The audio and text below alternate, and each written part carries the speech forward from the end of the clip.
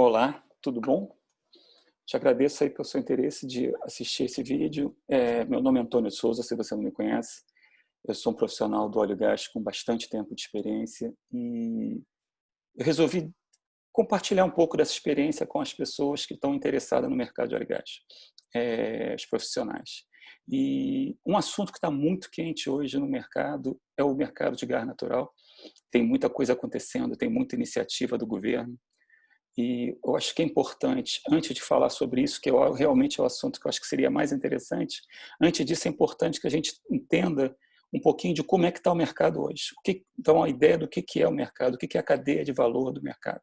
Então, se você é novo, quer entender um pouco do mercado de gás, até do óleo e gás, mas não conhece bem essa área, ou simplesmente é de outra área completamente diferente, quer conhecer um pouquinho mais sobre isso, eu acho que esses 4 vídeos, que vai ser uma série de 4 vídeos bem curtos, vão te dar uma ideia boa do que eu estou querendo fazer, do que eu quero apresentar antes de começar a falar sobre o novo mercado de gás, sobre a desverticalização do mercado de gás, que é o que está realmente acontecendo e que está muito quente hoje. Tá? Então, eu vou começar aqui compartilhando um pouco da minha tela.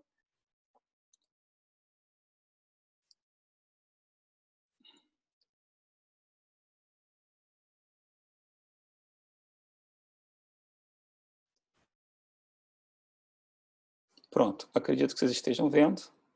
Então, nós vamos falar sobre o novo mercado de gás natural. E, como eu falei, vai ser uma série de 4 vídeos em que eu vou tentar fazer com que vocês entendam um pouco o ambiente, o que é o mercado, como é que ele está montado, né? Como é que ele está organizado, para ficar mais fácil da gente entender o que vem depois. Tá?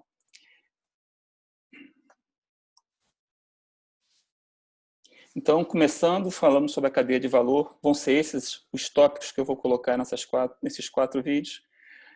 Produção, escoamento, processamento, transporte, distribuição, importação e consumidores. Eu acho que se eu conseguir falar um pouco do seu detalhe, o que eu vou botar de informação aqui desses 7 tópicos vai ser o suficiente para vocês entenderem todas as modificações, o que eu vou falar sobre as modificações que estão acontecendo no mercado hoje. Tá? Então, vamos começar falando hoje somente de produção. E vamos lá. Bom, a produção no Brasil de gás natural, ela é feita tanto no mar, que é offshore, que a gente chama de offshore, quanto na terra, que a gente chama de onshore. Então, a gente tem produção de gás, bastante produção de gás no Brasil, de uma forma geral. Quando você pensa em região, é bastante distribuído. Tá? É predominantemente um gás associado. Eu acho que é importante a gente entender o que é gás associado. Gás associado, quando você produz, é o gás que vem, o gás vem junto com o petróleo. Tá? Então, quando você está explorando o petróleo, mesmo que você não quisesse, como a gente tem muito gás associado, mesmo que você não quisesse o gás, ele viria junto, porque ele vem misturado, tá? Vamos dizer assim, com o petróleo. Tanto que é importante que as plantas de processo, as plantas que processam o petróleo, elas além de tirar os contaminantes e separar a água, elas também têm que separar o gás. Então, você fica com o gás separado, isolado do petróleo, dos contaminantes e da água. É isso que se faz na planta de processo. Tá? Então, essa é a ideia de gás associado. É um gás que vem junto, tá, com o óleo. Falando em volume produzido, então, agora. Se você der uma olhada, então, vocês já entenderam então, que a gente tem terra, onshore e mar offshore. E se vocês olharem aqui, por exemplo, a média em 2019. Vamos a 2019, por enquanto, como base. Nós produzimos, e olha só, todas as unidades aqui, a gente está falando em milhões de metros cúbicos por dia. Isso é a produção diária de gás. Produziu-se em terra, em 2019, uma média de 22,72 milhões de metros cúbicos de gás natural em terra. E no mar, 99 milhões. Então, vocês veem que faz uma diferença bastante grande, tá? Na nossa produção offshore para a nossa produção onshore. Isso quer dizer que a gente pode menosprezar a onshore de jeito nenhum. A produção onshore ela é extremamente importante, ela tem uma série de funções, até, vamos dizer assim, sociais dentro do mercado. Isso é uma coisa que a gente vai falar em outros vídeos com mais calma. O importante aqui hoje é dar uma ideia de produção. Então, o nosso volume de mar é um volume muito maior do que o nosso volume de produção de gás em terra. Aqui também nessa tabela, vocês podem ver a diferença do gás associado por não associado, que eu já fiz a explicação. Vocês podem notar que a quantidade de gás associado produzido é muito maior que é a quantidade de gás não associado. A quantidade de gás não associado fica em torno de 18%, 19%, assim como é a mesma relação, mais ou menos a mesma relação da produção feita em terra e em mar. Tá? Então, por aqui a gente tem bem uma noção do perfil da nossa produção. Quando você olha aqui o gráfico da esquerda, você vai ver as concessionárias, ou seja, as empresas que produzem mais gás no Brasil. Tá? Vocês podem notar que o caso da Petrobras aqui na direita, ela não está na escala, mas no mês de dezembro de 2019, que eu quis pegar o último mês do ano passado, foi uma produção de 100 milhões de metros cúbicos dia na Petrobras, enquanto que a Shell, que é a que produz mais depois da Petrobras, foi 15,6. Então, aqui tem uma relação de várias delas. Eneva, Petrogal Brasil, Repsol, Sinopec, Enalta, Total, Equinor e por aí vai, são as maiores produtoras de gás nacional do Brasil. Tá ok? Se você der uma olhada, por que eu botei o gráfico da direita? O gráfico da direita tem uma... Deixa eu até mudar um pouco a minha posição aqui da imagem. Pronto. Se você der uma olhada no gráfico, você vai, e que a gente indica aqui gás associado em azul e gás não associado, vocês veem a diferença de volume de gás associado para gás não associado. Ou seja, o grande campo que produz gás associado, não associado, que seja relevante dentro do nível de produção que a gente faz no Brasil hoje, é somente mexilhão em relação aos outros. Então, é uma diferença muito grande, tá? De gás associado para o gás não associado. A gente tem mais gás não associado? Tem. A gente tem campos de gás não associado, grandes campos, que não foram tocados ainda por uma série de motivos. Razão de infraestrutura, de escoamento, são coisas que a gente vai falar nos próximos vídeos, mas você consegue notar aqui a diferença clara entre o volume de gás associado e não associado. E balanço da produção, o que significa? Aqui é importante a gente entender um pouco o que a gente faz com o gás que é produzido. Então, vamos olhar aqui, por exemplo, novamente, vamos olhar a média de 2019. Tá? A produção nacional foi de 122 milhões de metros cúbicos dia.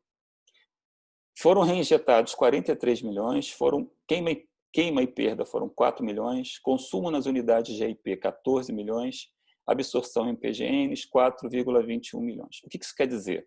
Bom, da produção nacional total, a reinjeção, o que é reinjeção? Reinjeção é gás que você, depois que produz e separa do petróleo, você reinjeta no campo, você reinjeta no poço, no campo, no reservatório. Aí você vai perguntar, mas por que se faz isso?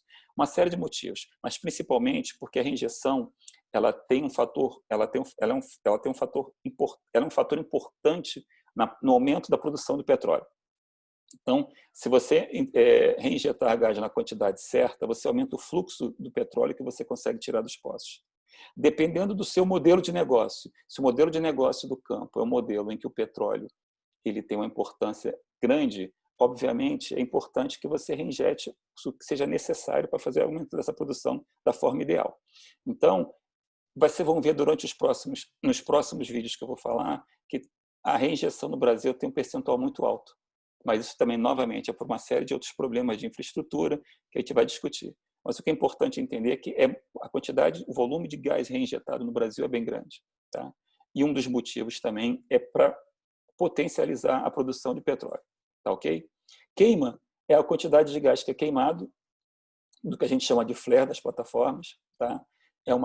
Isso fica, se eu não me engano, a ANP hoje, ela limita isso a 3% da produção mensal, tá? Diária. Então, é um valor bastante pequeno. Consumo nas unidades. O que quer dizer isso? Consumo nas unidades da IP. Consumo das unidades é a quantidade de gás que as próprias plataformas elas necessitam para produzir o petróleo e o gás.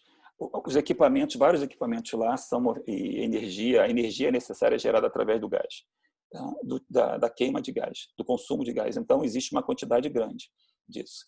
E tem absorção em UPGNs que são feitas para outras coisas, como, por exemplo, produção de GLP, que é outro assunto que a gente vai falar, que é o gás de botijão, que a gente fala depois.